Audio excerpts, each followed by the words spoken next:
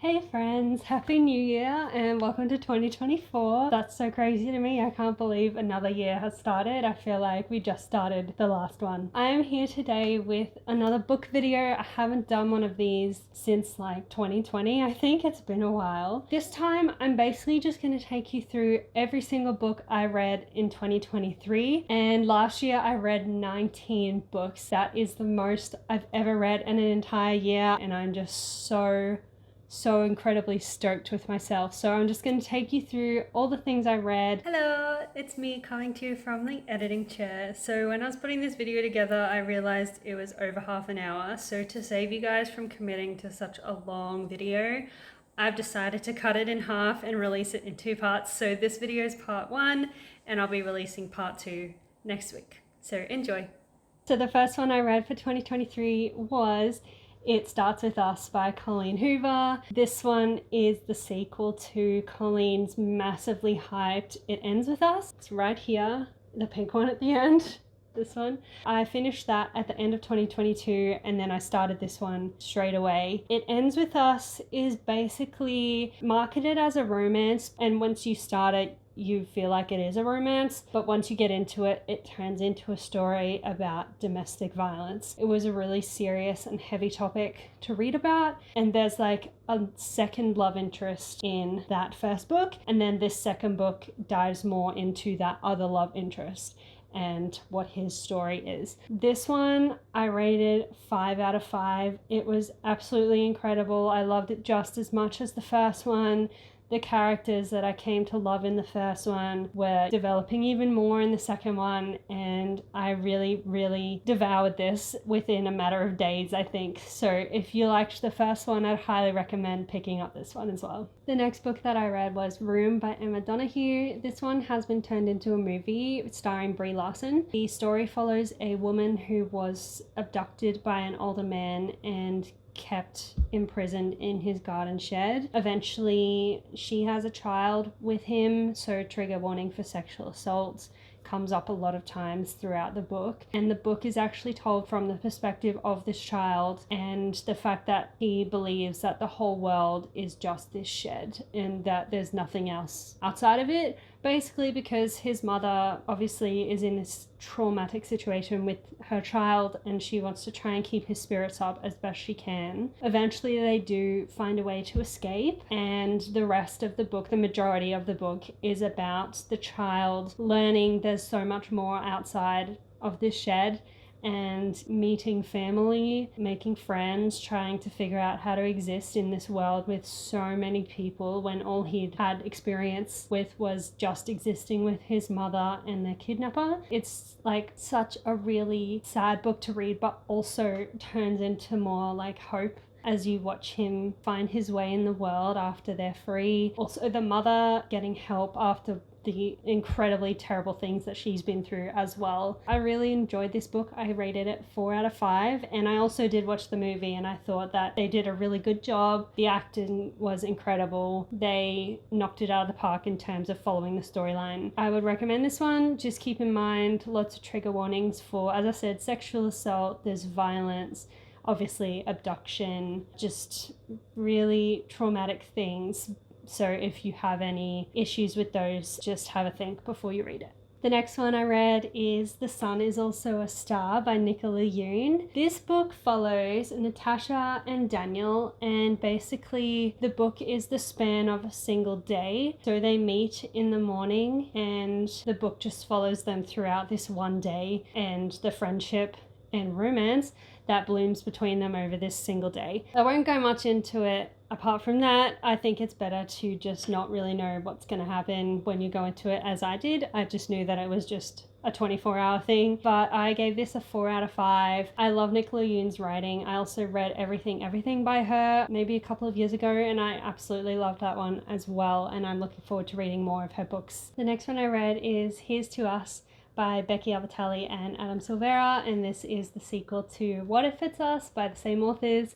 So What If It's Us follows two guys, so it's an LGBTQ novel. I love novels with romances between two guys or two girls. I don't know what it is, especially guys. I don't know, I just think they're so adorable. But basically, this novel follows Arthur and Ben, and they randomly meet one day in New York in a post office, and they basically do what they're doing there and have a chat and then walk out, and then they can't stop thinking about each other, but they have no contact details, and the book is like them. Will they find each other? Won't they find each other? If they're meant to find each other, the universe will lead them together or something like that. So it's basically about that. So this one follows the two guys again and just more of their stories and their relationship and all that stuff. So I won't really go into much of it as it is a sequel, but I rated this one a 3. I did like it, but I didn't like it as much as the first one. I thought this one was really awesome. This one, I still liked the characters, but the storyline was kind of a bit dragging for me. I didn't think there was as much substance in the storyline. However, I did finish it, and the ending was really, really, really good ending, in my opinion. I thought it was great, so I'm glad that I stuck with it. So the next one I read was The House in the Cilan Sea by TJ Klune. This one was so hyped up in the online book group that I'm in. Everyone was talking about it, everyone was buying it and saying how amazing it was. So I was like, wow, I feel like I'm missing out. So I went and I got it, and I'm so glad that I did. So this book follows Linus Baker, and he works at the Department for Magical Youth. The world in this book has children with magical powers, and basically the regular humans find them a threat. So to protect them, they live in like foster homes, I guess, for magical children. And Linus is like a quality control kind of inspection person for the foster home. So he gets sent out to different houses and checks if the children are being treated correctly, checks if the carer has the right resources and the home is in good condition and all that stuff. And then he basically makes a decision on whether the foster home can continue to operate or if they need to shut it down. The main storyline of this book is Linus getting sent to what's considered the most dangerous house, because there's a couple of children in this specific house that are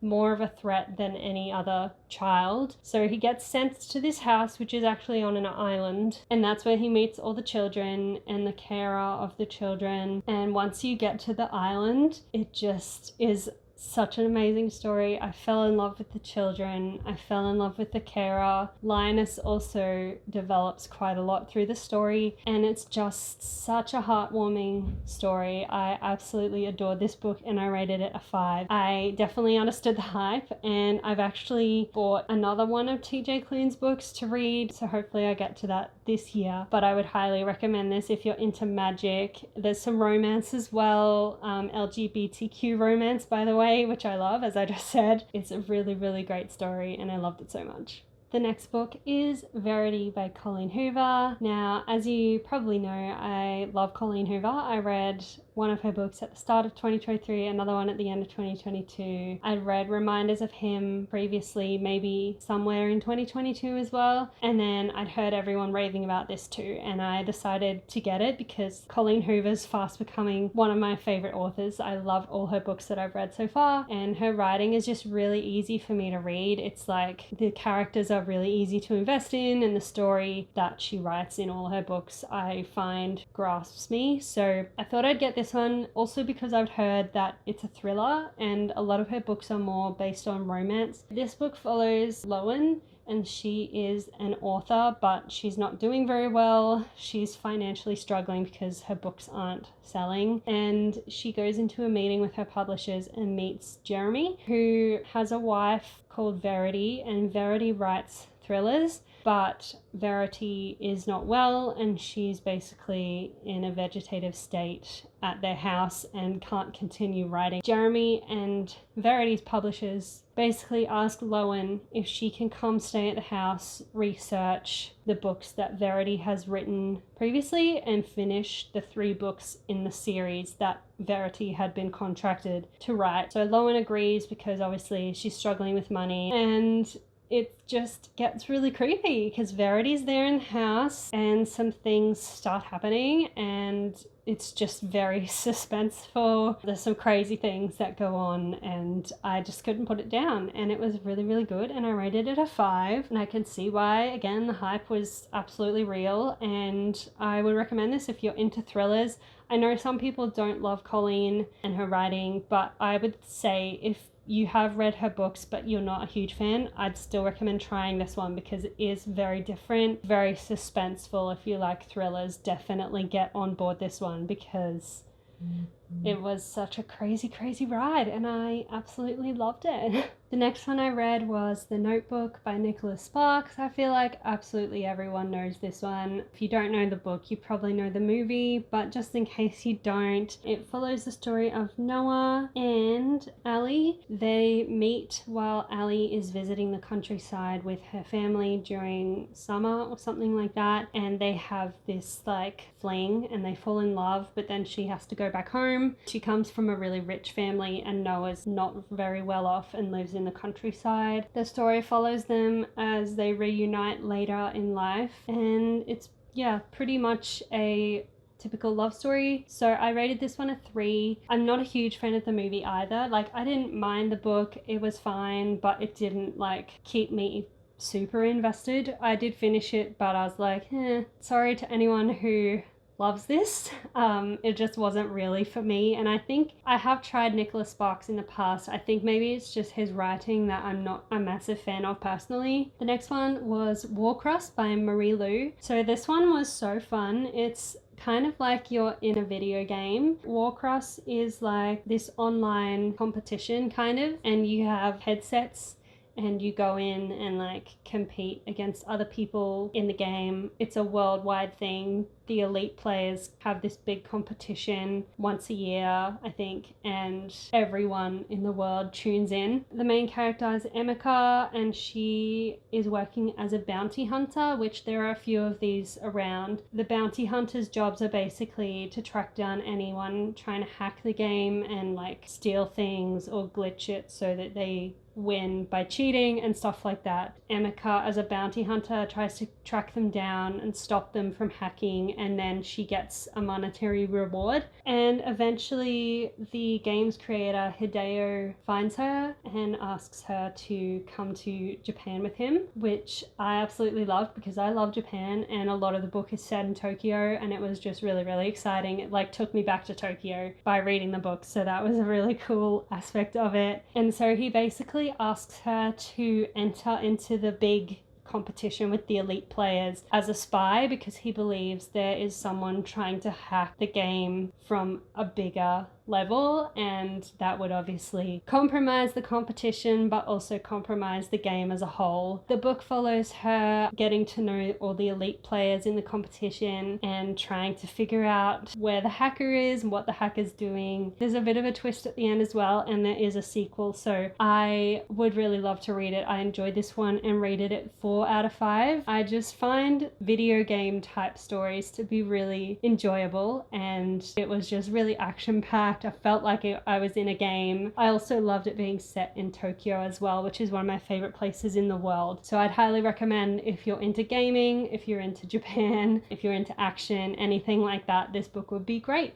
The next book I read was The Night Circus by Erin Morgenstern. Oh, I can't remember characters' names because it's been a while. Celia and Marco. So they're the two main characters. It's about a circus, as you can probably tell by the title. So the circus only runs at nighttime, so after sunset it opens and it closes at sunrise. If you want to go, you basically have to pull an all-nighter and not go to sleep. But it's not just any old circus. There's magic, illusions, there's these rooms that defy all rules of the universe. I really liked that aspect of it. I liked the magic. I liked the wonder. Celia and Marco find out that they have something in common. I won't spoil what that is, but it follows them as they try and figure this thing out that they have to work out. But I rated this 3.5 just because it was really hard for me to follow. There was a lot of characters and it also jumped back and forth in the timeline, which I don't follow very well. I don't follow it well in movies either. It's just not something that my brain can process. I did struggle, I think, because I wasn't really sure at some points what was happening. me. I did get the main storyline down, but all the extra characters and like the extra little bits that were going on, it was just a confusing time. However, I did really enjoy the theme and the magic, and I thought it was really enchanting. The next one I read was The Night and Gale by Kristen Hanna. Again, this is one I'd heard amazing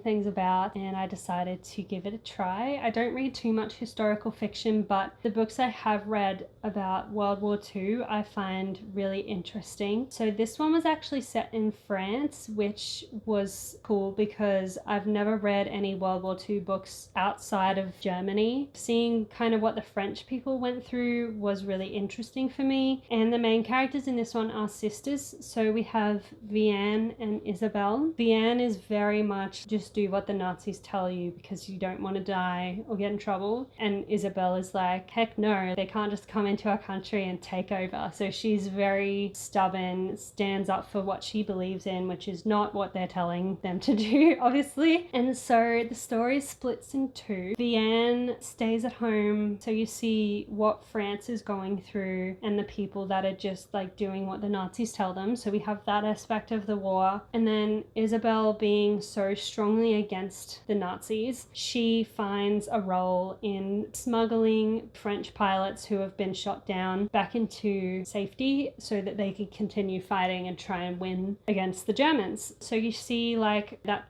kind of smuggling things, danger, life risking stuff, as well as what's going on back home. And I also really liked seeing like the womanly power as well, very strong female characters. There's obviously so much trauma in this book. Like if you know about World War II, which most people would, just be prepared. There's a lot of horrific things in this book, very sad at times, but also very uplifting and inspiring as well, just how much they gave to try and save other people. So I rated this one a 5. It was absolutely amazing. I was so in awe at the end of the book of just the absolute masterpiece I'd read. I couldn't stop thinking about it for a while. The ending especially just has such a huge impact on me. It was very well told and I was invested in these characters from the beginning and I just wanted to see if they'd be okay. So I'd highly recommend this one. I would love to read more of Kristen Hanna's books as well. I've heard that all her other books are just as good, so I'm really excited. The next one was Maybe in Another Life by Taylor Jenkins Reid. Taylor Jenkins Reid is another one of my favorite authors. I've read Daisy Jones and the Six as well as Seven Husbands of Evelyn Hugo. I absolutely adored them both. I rated both of them 5 stars, so I thought I really want to try another one of hers, and I'd heard good things about this one too. This book